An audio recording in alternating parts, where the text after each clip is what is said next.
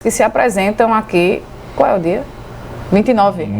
29 de junho, né, no São João de Caruaru. O episódio chamou a atenção das pessoas pelo fato do cantor ser conhecido pela grande potência vocal. Mas já faz tempo, né, que Zezé não tá mais o mesmo, infelizmente. Inclusive no auge, quando ele cantava, que veio aqui, se batesse um mosquito. E muita gente já comentava, se ele mantesse esse mesmo timbre, esse mesmo ritmo e não cuidar da voz, provavelmente ela deve faltar aí nos próximos anos. Vamos chamar a Patriota Júnior para a gente conversar sobre esse assunto? Então, Patriota, tem uma explicação para isso? Foi alguma coisa que ele teve? O mau uso? O que é que dizem os especialistas sobre esse assunto?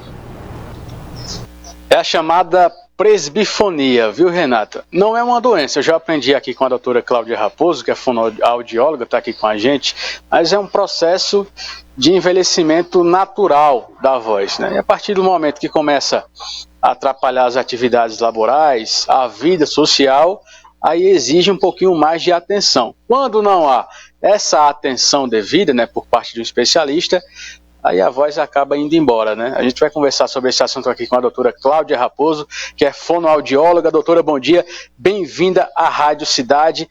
A presbifonia é justamente o envelhecimento natural da voz, não é uma doença? Não, não é uma doença. Com o passar do tempo, na verdade, todo o nosso corpo, né, vai envelhecendo, e aí o que acontece? Com a voz não é diferente.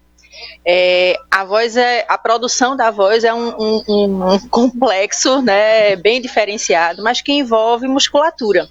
E com o passar da idade, a gente vai perdendo massa muscular, a gente vai perdendo esse equilíbrio aí muscular, e muitas vezes isso repercutido na qualidade vocal, né? Então a gente tem uma voz mais fraca, exatamente por uma atrofia muscular, por perda realmente dessa massa. Como a prega vocal é o principal responsável pela produção da voz, então isso acontece nessa função, e aí vem a rouquidão. Se não cuidar, fica difícil, né? Se não cuidar, fica difícil. É um processo inevitável, né, em que a gente espera chegar lá, a gente espera envelhecer, né, mas é bom lembrar que, na verdade, a presbifonia ela é mais precoce em indivíduos que têm uma predisposição a, por exemplo, com o envelhecimento, o que acontece, o que é muito comum, o idoso ele fica mais calado, ele fica mais reservado, às vezes não tem mais aquela tanta atenção da família, da conversa. É diferente de algumas pessoas que, por exemplo, envelhecem e que durante o seu tempo de juventude desenvolveram alguma atividade em que exigiram da sua voz, como por exemplo, você como um jornalista, né, um repórter, um cantor, um ator. Isso, ele viveu a vida com seu instrumento de trabalho principal sendo a voz, e isso foi de certa forma treinado. Então essa voz ela demora mais a envelhecer. Assim como também se eu faço atividade física, se eu frequento uma academia, eu vou demorar a ter realmente essa diminuição da massa muscular, essa atrofia muscular. Então, a preparação, o bom uso da voz também vai adiantar um pouco mais, né? Na verdade, vai postergar esse início da presbifonia. O que é que pode acelerar esse processo? Consumo de bebida alcoólica, cigarro, são fatores que contribuem? A gente considera, na verdade, como os abusos vocais, né? E os fatores que interferem na qualidade vocal. O álcool, o fumo, muitas vezes o uso de medicações, né, psicotrópicos e medicações para ansiedade, isso tem interferência sim, né? O uso inclusive de anabolizantes interfere e muito na qualidade vocal, e muitas vezes até numa presbifonia precoce, tá?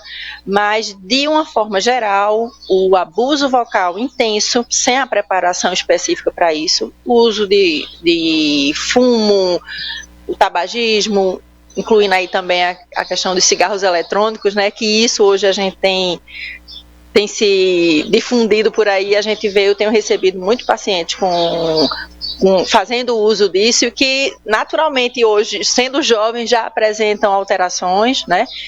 E esses cuidados que a gente deve ter com a voz, como se manter bem hidratado. Se eu desempenho de repente alguma atividade profissional com a minha voz, é importante que eu faça todo um acompanhamento, um cuidado com esse instrumento de trabalho. Então essas são as dicas principais para a gente, quanto mais a gente puder botar para frente essa presbifonia, que ela não venha a aparecer de uma forma em que prejudique a sua comunicação, melhor ainda. Tremor na voz, a voz mais trêmula, ali mais instável, são alguns sinais que eu já devo ligar o sinalzinho de alerta e procurar um especialista, doutora? Sim, sim. No caso do tremor da voz, não necessariamente ele vem acompanhado com uma presbifonia. Nesses casos de tremores vocais, é muito associado a doenças neurológicas, como, por exemplo, a doença de Parkinson, às vezes uma doença degenerativa, né, um acometimento muitas vezes cerebelar, a nível neurológico mesmo, e aí isso vai repercutir na qualidade vocal. Muitas vezes esse é o principal sintoma, né? Isso é um dos únicos sintomas que vão apresentar no início e que ligam aquela chavezinha para a gente começar a investigar esse problema neurológico e aí fechar diagnóstico. Tá? Como são os cuidados, o tratamento para presbifonia? Olha, o tratamento para presbifonia, vamos traçar um paralelo, vamos imaginar que a minha musculatura, eu não estou com resistência, então eu devo procurar uma academia, né? Eu preciso fazer exercícios que me consigam ganhar uma massa muscular, ganhar resistência muscular. Não é diferente. Então são exercícios que vão trabalhar e vão visar exatamente uma melhora da musculatura da prega vocal, para que essa voz ela não fique, o que é muito comum na presbifonia, aquela voz mais soprosazinha, mais fraquinha, a gente consiga dar um pouco mais de intensidade vocal. E isso é possível sim com exercícios vocais específicos para ganhar mais resistência em musculatura.